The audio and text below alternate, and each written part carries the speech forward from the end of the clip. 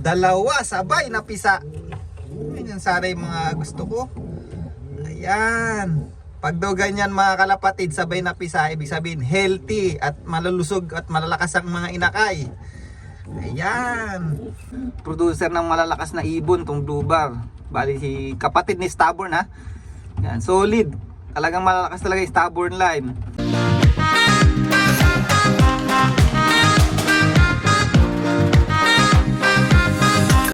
So yun mga kalapatids, nakita nyo na naman yung pagmumukha ko. So for today's video, yan mga kalapatids, nakita nyo yung panahon. Yan, nagparonda tayo at napakalakas ng hangin sa labas at medyo umuulan-ulan na.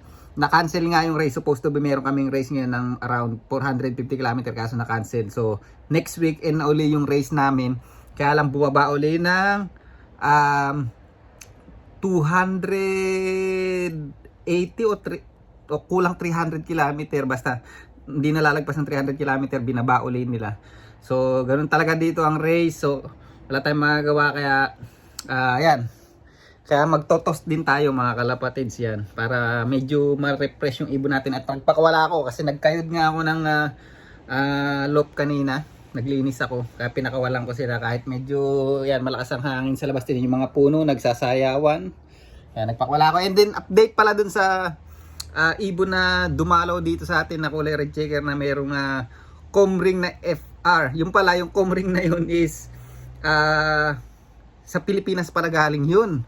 Kasi nababasa ko yung mga comment, meron din silang mga ganung sa singsing. So ibig sabihin, Pilipino may-ari nun, and then bumili sa Pilipinas tapos sinuot niya lang dito sa mga ibon niya.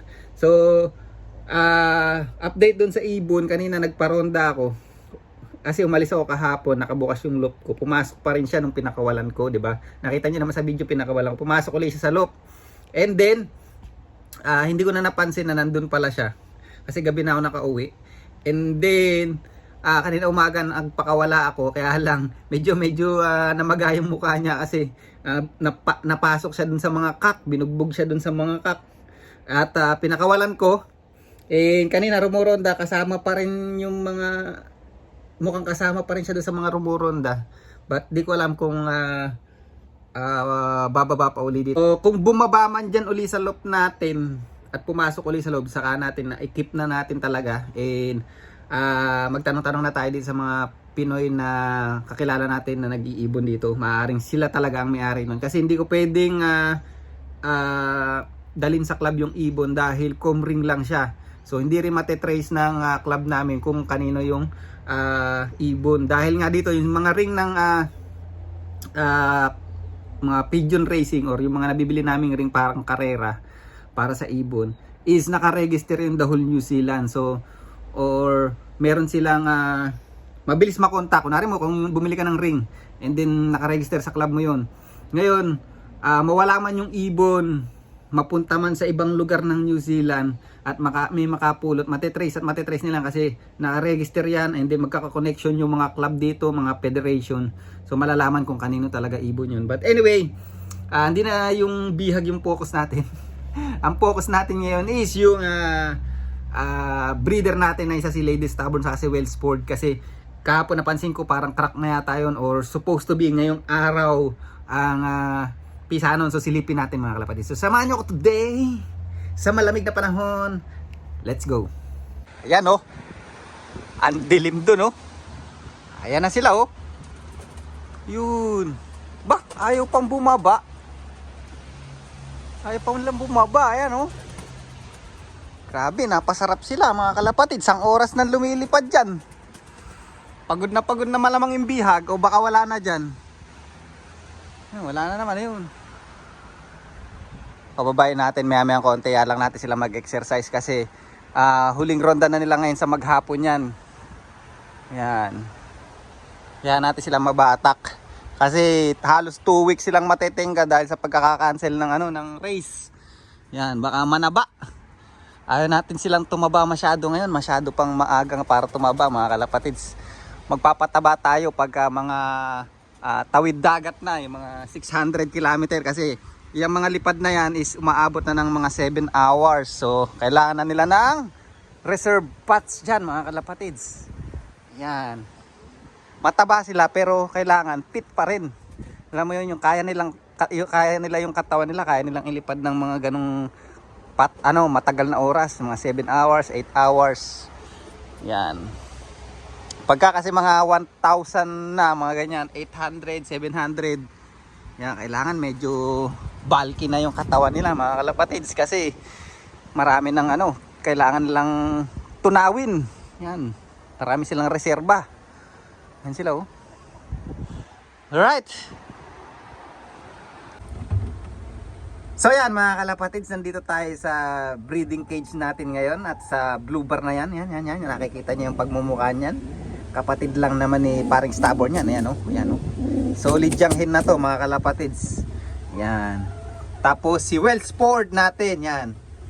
Nakaupo si Wellsport ngayon kasi tanghali na. Tanghali na rito. So tingnan natin kung napisa ba yung anak na nila. Kasi kahapon may crack. Ayan. Ayun, oh. Ayun, napakaganda mga kalapatids. Ayan, sabay na pisa mga kalapatids. Ayan, oh. Solid, sabay na pisa, oh. Solid. Ayan, oh, solid. Pag daw ganyan ang pisa ng ibon nyo, ibig sabihin solid. Ayan, oh. Ganda. Sabay na pisa mga kalapatids. Ayan, oh. Dahan-dahan lang mga kalapatids. Ayan, oh. Dalawa sabay na pisa. Yan sana yung mga gusto ko. Ayan.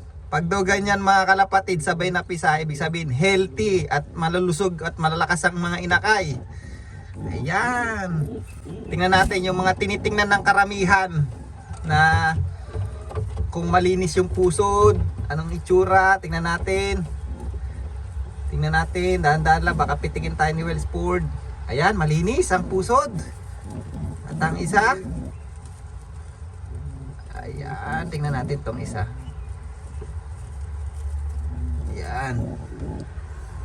Ayan, no?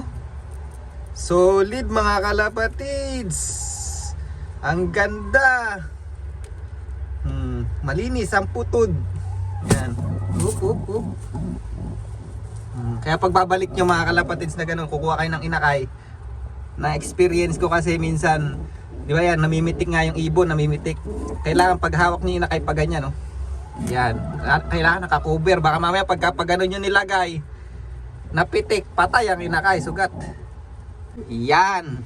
So bale, last clutch na nila itong pairing na to, kasi si Wellsport, yung blue bar white flight na yan is ipaparis ko sa ibang hen. Yan, baka iparis ko doon sa mga finisher ko ng Christchurch na 796 km. Yan, ipaparis ko si Wellsport, and then si Lady Stubborn ipaparis ko doon sa finisher ng 1,200 km. Yan, medyo dinamihan nga natin yung anak nilang dalawa kasi subok na mga kalapatids. Malalakas ang nilalabas nilang inakay. So si Juan Tamad at si Batang Quiapo, nakita nyo naman. Tingnan nyo si Batang Quiapo. Sana umabot ng 1,000 plus kilometer si Batang Quiapo. Ayan, ayan ang goal natin sa kay Batang Quiapo ngayon. Yan, saka si Juan Tamad, sayang na sayang talaga, nang hinayang talaga ako. But okay lang, meron na naman tayong dalawang inakay at plus tong dalawang maliliit na ito. Yan ang goal ko ngayon, na ililipad ko lang is yung mga breed ko ngayon. Hindi mo na ako maglilipad ng mga gift bird ganun or magpapalipad, kasi ang goal ko ngayon is yung, alam mo yun, yung goal ko ngayon yung manalo na sa race o makapagpaganda ng result na breed ko naman mga kalapatids. Yan. So sa ngayon nga, ito pala si Lady Stubborn, anak din niya si 124 Kak na mili na merong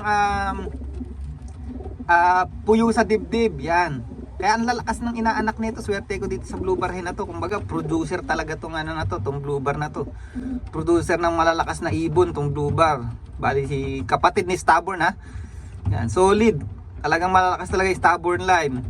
And agandaan pa rito, si 124 Kak nung young bird season is parang ang bagal. Ngayon, ang bilis na mga kalapatids, consistent na siya, gumanda na, nag-matured, gumanda na yung lipad mga kalapatids. Nakuha na natin yung kiliti, paano natin siya bibilis, ganyan. Saka yung kapatid ng milikak na anak ni Lady Stubborn na kay Brains Loop, ipinalipad ko sa kanya actually kasi auction bird namin yun, nanalo kami dun mga kalapatids. Nanalo kami dun sa kapatid ng 124 millicock na yun. Yan. Kaya nga 'di ba yung millicock na yun pinangalanan ko ng too late kasi nung young bird season lagi siyang late, pero ngayon lagi siyang second dropper sa loop natin. Basta sa una siya laging sa unang bunch lagi mga kalapatids. Yan, gumaling-galing na siya. Alright. Solid. Nakakatuwa. Yan.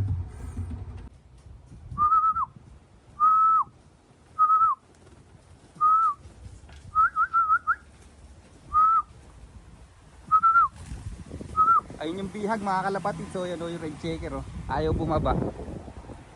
Yan, ibig sabihin kasama nga siya sa rumonda kanina.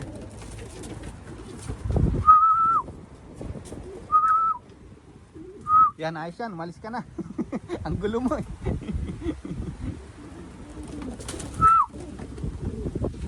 Sila. Ayan sila. Ala na, di na bumaba. Yan, mukhang uuwi na sa kanila mga kalapatids. Namiss na siguro yung pagkain sa kanila.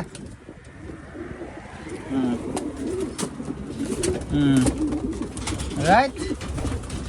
Solid, di ba? So yun mga kalapatids. Nakita niyo na naman yung bagong gupit na yun, no? Yung pagmumukha niya.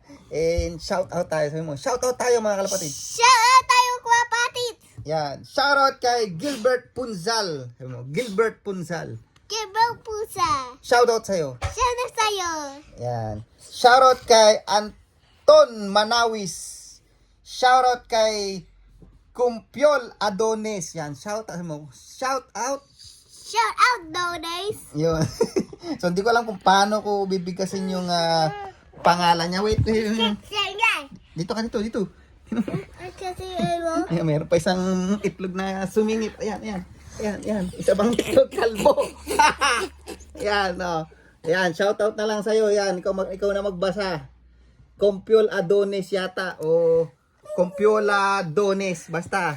Yun na yun. Shoutout sa'yo.